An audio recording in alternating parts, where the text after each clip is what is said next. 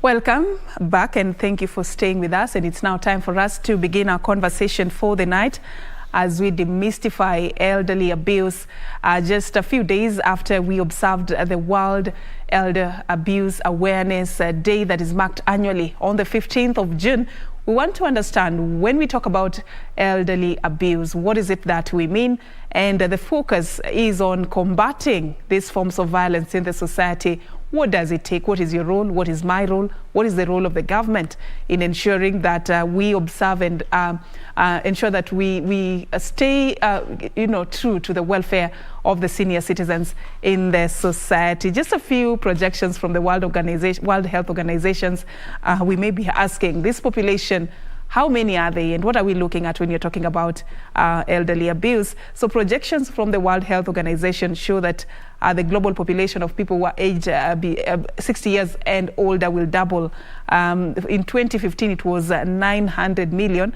But of course, they project that by 2050, the people who are above 60 years and above would be as many as 2 billion. So even as these numbers continue to rise, the concern right now is the surge in cases of abuse against those who are above the ages of 60 years. They say that around 1 in 6 people who are 60 years or older experience some form of abuse in the community. And of course, during the COVID-19 pandemic, experts also mentioned that these cases really went high. So what are some of the things that we need to be sensitive to, and what is this elder abuse that we are talking about? And that is why we have tonight Jude Otogo, the country director, HelpAge International. Thank you for creating time for us, Jude. Thank you for having me. Yeah. So it's just a few days from, the World Elder Abuse Awareness Day. And many would be, curious to know what is the significance of this particular day. Let's begin there. Thank you, Serfine. Probably before I even get there, let me join the rest of the world in wishing all fathers happy Father's Day. Yes. Biological fathers, but also father figures in this country and the world. And happy Father's Day to you as well. Thank you very much. As you rightly observed, we marked the World Elder Abuse Awareness Day on the 15th of June, and this time round, the national celebrations happened in Kilifi County at a place known as Mrima Wandege. But even before I get there, probably I should just say something about HelpAge International.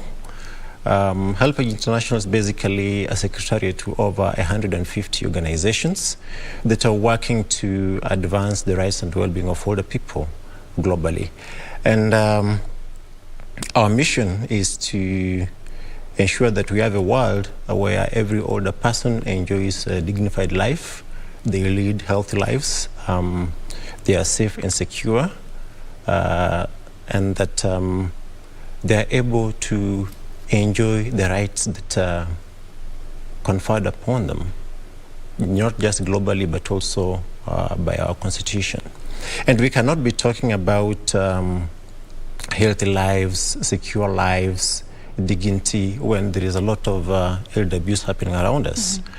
The World Elder Abuse Awareness Day is a day that was set aside about 15 years ago in recognition of the fact that lots of older people aged 60 years and above suffer various forms of abuse. And so on this specific day, we come together as stakeholders in the population aging space to sensitize the general public about the various types of abuse and to condemn those abuses. And so that's what the World Elder Abuse Day is all about. And when we talk about elder abuse, what are we talking about really? In society, we have various forms of relationships, and there's an expectation of trust, whether it's within the family environment, whether it is within the community environment, in institutions to which we go for services, and other places.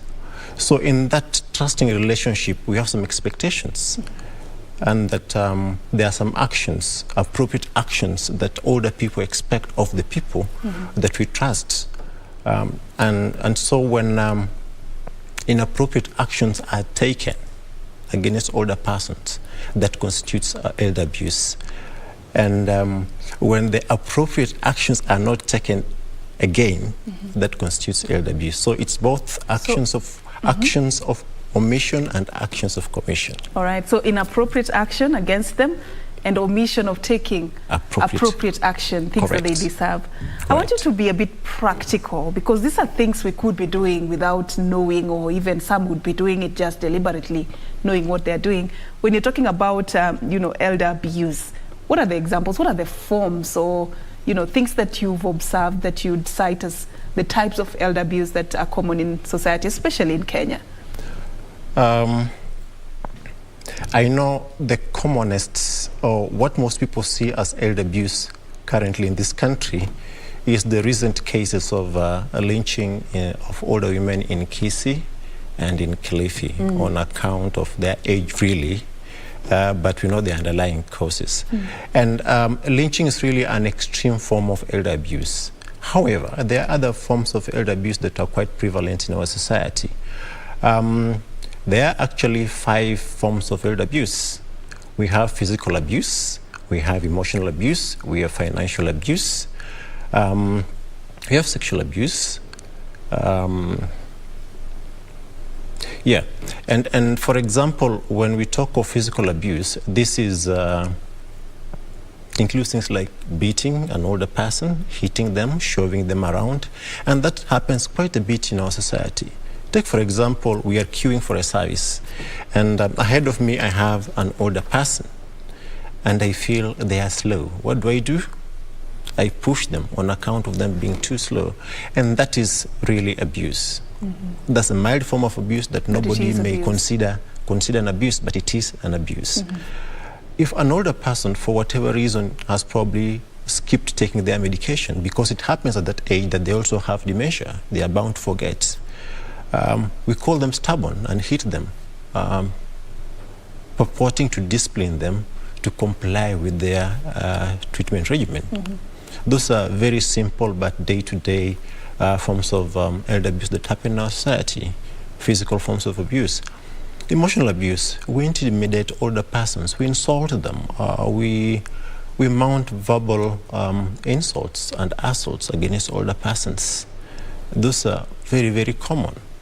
Call them names, taunt them as to why and they are not able to do some things. Those are forms of abuse. Financial abuse is also quite rampant.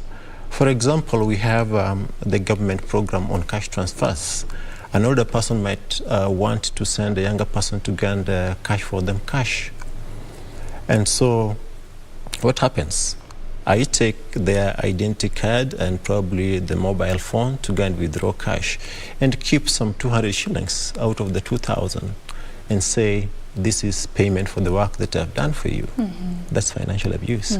But we also disinherit older persons of their property, misappropriate their resources. We also take away their property by force, residences, land and others. Those are all forms of financial abuse. Of course, sexual abuse is obvious and unfortunately is committed by mostly caregivers or even younger family members. And especially the victims are older women. So there are many forms of elder abuse, but because not much is reported, we assume there is no elder abuse that happens in our environment. Yep. Why do you think there's a gap, if I may use that term, in reporting and investigating some of these cases? Why do you think there's a bit of silence on this form of violence compared to other types of violence in the society? What is it that we are lacking? I like using an example of a child who grows up, and when they reflect back their childhoods, they feel no other child should suffer the way they suffered. But when we get old, from old age, most likely we'll pass pass on. So we never get an opportunity to really correct what we go through as older people. We don't have that lived experience. So there won't be as many champions of older persons as there would be for children. But that aside, I just mentioned that there is a lot of elder abuse happening in society, but we are either ignorant of those abuses because we don't know that elder abuse is happening to them, or it is a form of ageism. Ageism is the way we think about old age, the stereotyping, the discrimination. So that in itself sets ground for elder abuse. And even those that would have reported wouldn't. Why? Because they think of older age in a certain way. They don't see anything wrong with someone pushing an older person because we think they are slow, slapping them to convince them to take their food. So there is that ageism, and it sets grounds for elder abuse. Yep. All right. So, the focus right now is centered around combating elder abuse. And I know there are a lot of efforts that are being put in place to ensure this is done. Before we get to what it takes and what needs to be done on combating elder abuse, I just want you to look at our status as a country in terms of the policy framework, the legal framework, and even investment in our national priorities. Where do you think the agenda of senior citizens falls? What are you concerned about as a stakeholder? First of all, the Constitution is very clear. It sets safeguards for older people's rights. And various articles cite non-discrimination and the right of older persons to participate in social affairs.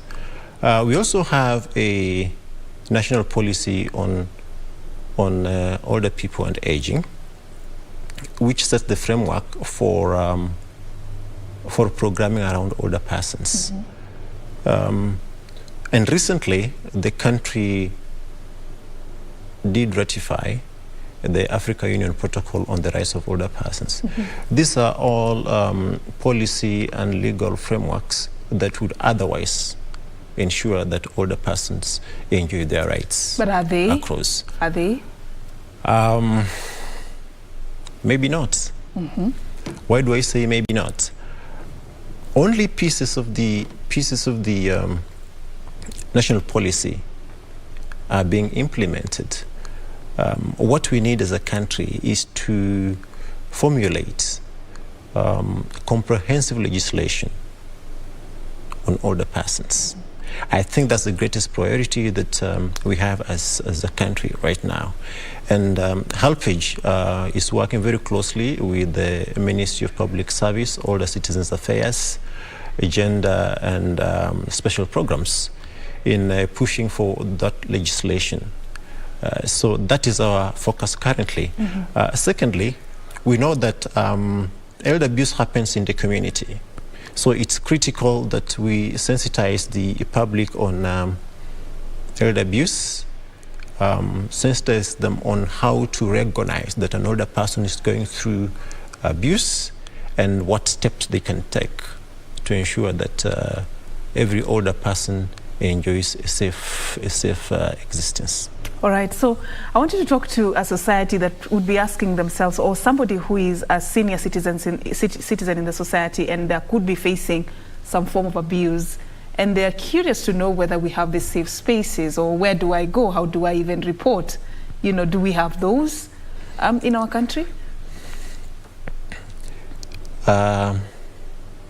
Truth be told, is yes. there what next, or where to go? This is when we are working as stakeholders to create those safe spaces. For example, in sensitizing what I'm calling the safety ecosystem, which includes the security apparatus, the Ministry of Interior officials, formerly local administration, and other government institutions. They are beginning to appreciate the fact that there might have been an oversight when it comes to ensuring that older persons' well-being is well taken care of and that their safety is catered for. So we are working to sensitize, to build the capacity of the various institutions to ensure that they are better able to respond to issues of elder abuse.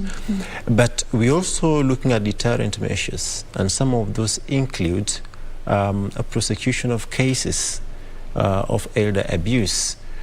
We are working with the government again.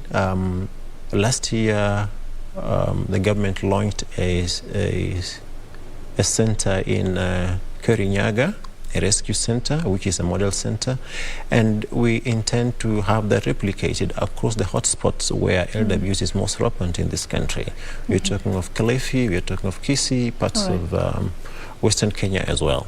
All right, Jude, unfortunately we've run out of time for this conversation, but I know that I began by saying, talking about the projections by WHO of the doubling of the numbers of those who are aged 60 years and above by 2050. 2 billion is what we are looking at. This means it could surpass the number of young people in the society. Correct. As you're parting shot, what should be the priority areas for us to better prepare for this future? Great. Thank you, Serfine, for making that observation. In this country, currently the population of older persons is projected to be at 3.6 million. That's about 6% of the country's population currently. And those figures will definitely be increasing. And as they increase, definitely elder abuse is bound to increase. For me, I think there are 3 or 4 things that we need to do as a country. First of all is to put in place appropriate legislation on safeguarding the rights and well-being of older persons. Secondly, to ask the safety and security ecosystem to consider being more vigilant to cases of abuse. And thirdly, to let society know that elder abuse happens right under our watch, and some of the things that we consider normal that are being done to older persons or that are not being done for older persons are actually forms of elder abuse. All right. Thank you. Thank you so much for creating time for us. Regards from Louis Okodoi. He says hi, he was watching the program. Thank you so much once again, Jude Otogo, the country coordinator, HelpAge International. Of course, it's a topic that we should be picking up in the near future as we discuss the welfare of the elderly in the society. Now you know what your role is and what the role of the government is in making sure that they have a safe space and they enjoy their latter days. Of course, that is how we wind it up right here on Sunday Express. Thank you so much for creating time for us tonight. And to all the fathers in the world, again, happy Father's Day. My name is Serfine Achieng Oma, and our sign language interpreter for the night has been Byron Abuli. Have a good night and God bless.